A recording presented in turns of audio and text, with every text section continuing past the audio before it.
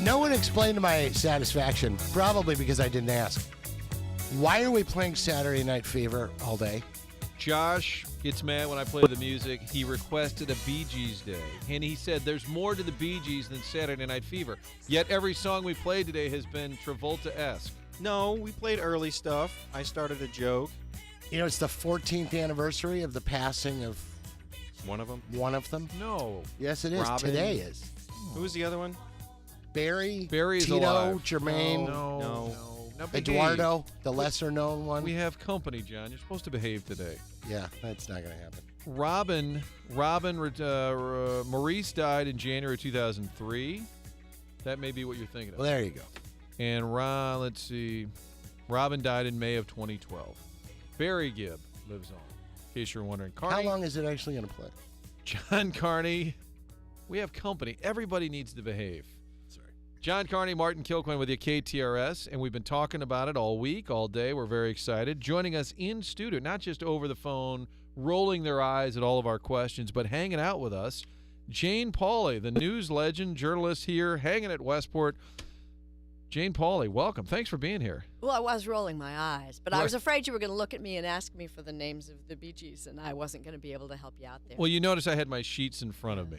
Yeah, but I like the music. I'm cool with the music. I'm fine with Let's it. be You honest, didn't you're hear me complaining. probably nervous. I know you've been on national television most of the time, but you've never been on a camcorder before.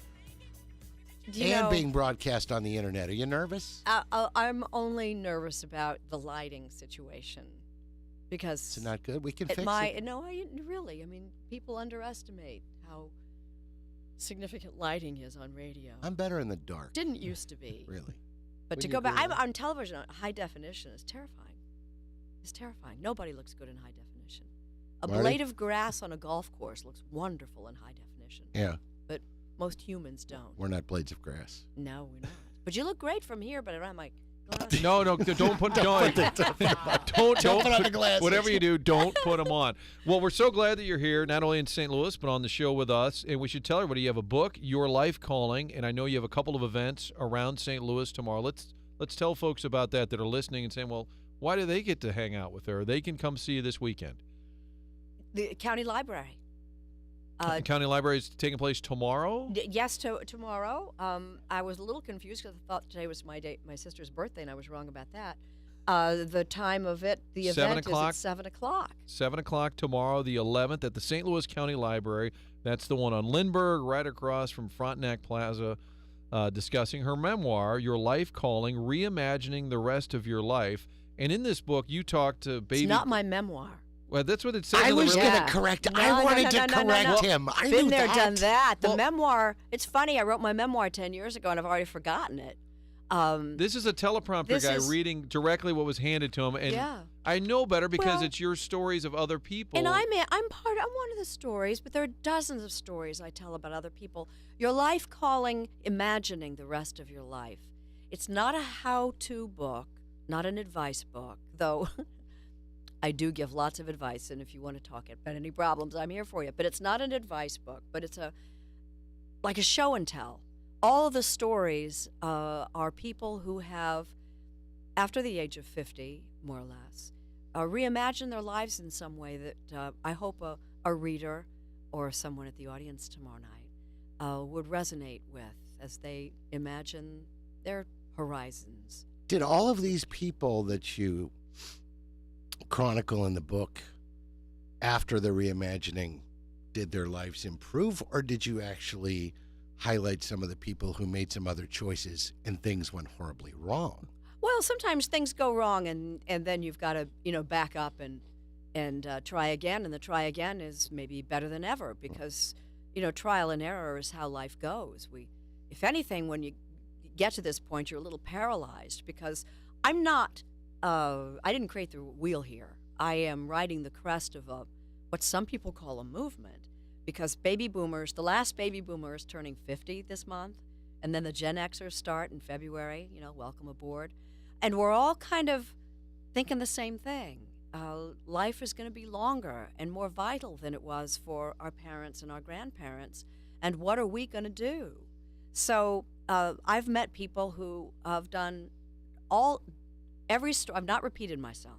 We've done dozen stories of people who have, with groping in the dark, have found difficulty, who have done little things that are interesting or world-changing things. That I limit those because I don't want to terrify people that they've got to have a second career and become a veterinarian or something, or master the cello, or I don't want to astonish people, Right. or stupefy people. I want to inspire people with real story. I'm a Midwesterner. I'm very reality based.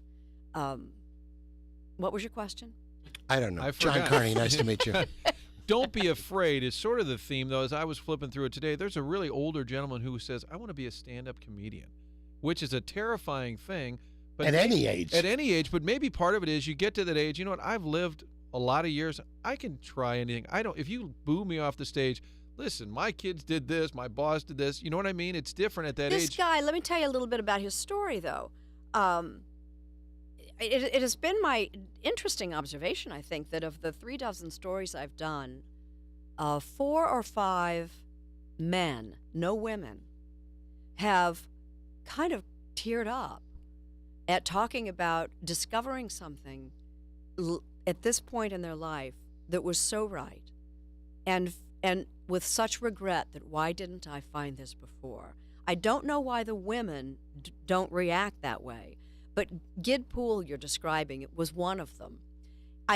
We talked about his career path before he did this. I said, well, how would you fill in the blank under occupation? And he said, roadshow. He sold everything you can think of. He was in the Army and the Air Force. He taught skiing. I mean, he says, he made a living, but he said he was easily distractible and nothing could keep his attention. And so how would you fill in that blank? Roadshow. So one day he goes to a comedy club to support a friend who has taken a stand-up comedy class, and at the end they all have to do a set for an audience. Well, it's a hand-picked audience of their friends, so it's not going to be too dangerous. And the guy was funny and got some laughs, and Gid Poole is thinking, that looks like something I might like to do. And before he left, he enrolled for the next class. And then he had to do his set at the end of the 6 weeks or whatever it was. And he did get laughs, and he thought, this is something I might do that might hold my attention. I discovered the story in a Wall Street Journal. He has been a stand-up comic for probably 6 years. He plays little events.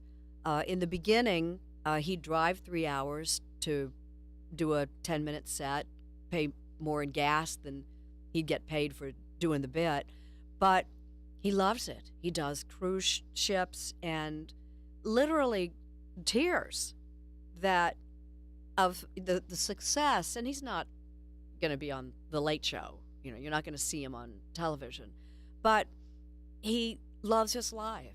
And he finally found something that kept his attention. He had been the class clown, in high school. That's why he was a good salesman. He's good with people. But he found this thing that was right for him because he tried. He says after a show, some guy will come up to him and he'll say, boy, I'd love to do that. And he says, well, why don't you? Well, I don't know. I can't, And so that he has no patience with people who won't try.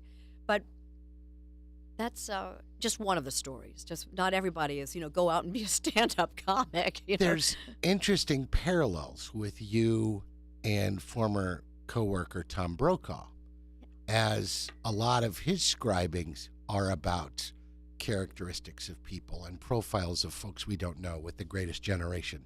Well, mine was the biggest generation. That's what we got going for us. But my hope is that, and Tom is interviewing me next week and we're back in New York, so Tom and I are getting together again. But I think of my generation that this is an opportunity for us to redeem our youthful promise, to create a template for generations that come after us, for what midlife, which is much longer than it used to be, could look like. It's an opportunity to stay engaged, creative, productive. We are not just the biggest generation. I think we'll be known as the innovation generation. As much as I hate to say this, Marty, you made a really good point. But people at that ARP stage have already done the families, lost the jobs, had the jobs, paid the dues, and there seems to be a mindset of, it just doesn't bother me the way it used to. And I think people are better suited to try a new challenge and a new pursuit at that point than at 25 and decide, I'm going to be an astronaut. Well, we all want to do this. I think the reason that there is a book by me and others is that we're all looking for something. People often use the word yearning when they talk to me about this. And they get this look in their eye, They're looking for something, and they don't know what it is. So we all agree, good idea. We're going to be healthier and vital longer than our parents, and we would like to retire from the current job we have. Fine. But we want to retire not from something, but to something. But what? And that can be a paralyzing moment in life when you think, I never had an answer. If you could be anything you wanted, what would it be? I always go blank. For me, after I had a daytime show, you've forgotten it because it only lasted a year. One of my favorite things on my resume was a failure. And I love it because I had the courage to try something that I had not done before. I was an ensemble television person. I was opposite Oprah. Yeah, whatever happened to her, though? Oh, yeah. But so I was opposite Oprah. And the show was not a success. I love that I have failure on my resume. I think if you don't have a little failure on your resume, maybe you weren't trying hard enough. But having failed once, I'm not afraid of failing again. What I am afraid of is squandering whatever opportunities I may have as I go forward in life. And I'm not looking for some whiz-bang, Jane needs to be back on primetime TV again. That's not it. It can be less, can be more. I just don't want to squander my chances. And I don't want you to squander yours. Oh, it's too late for John. I'm sorry. It's way too late. What we really want to know, though, is if you were a tree, what kind of tree would you be? That's what we want to know. We want to talk about the TV years, too, the Today Show and Tom Brokaw and Brian. We need stories. Oh, this is going to be good. And how about the time she painted Abe Vigoda's garage? No, that was Joyce DeWitt via Wikipedia, and it was wrong, All right, okay? sorry, Get that straight. But she was from Indianapolis like I am. Oh, We do have see? that. She was from Speedway. You're like Colin, only much prettier. Yeah. No, I knew Joyce DeWitt in high school. We were at speech and debate. Wait a minute. Yeah, seriously. Did you go to high school together? No, she was, but we rival high competed. school? We were rivals. John's making fun of me because I had Joyce DeWitt on the show, and I printed Wikipedia, which is the encyclopedia for the lazy. It's not all accurate. And so I said to Miss DeWitt, oh, is this true? You painted Abe Vigoda's garage to break into Hollywood? And she said, that's utter nonsense. Where did you get that? Nowhere. Never We mind. ask everybody now about painting Abe Vigoda's garage. Little did we know, Jane Pauley has a connection to Joyce DeWitt. Jane Pauley, our guest in studio. We do a little traffic and weather here. Then we're going to come back and talk more about her brilliant career. We start with Ed Smarin.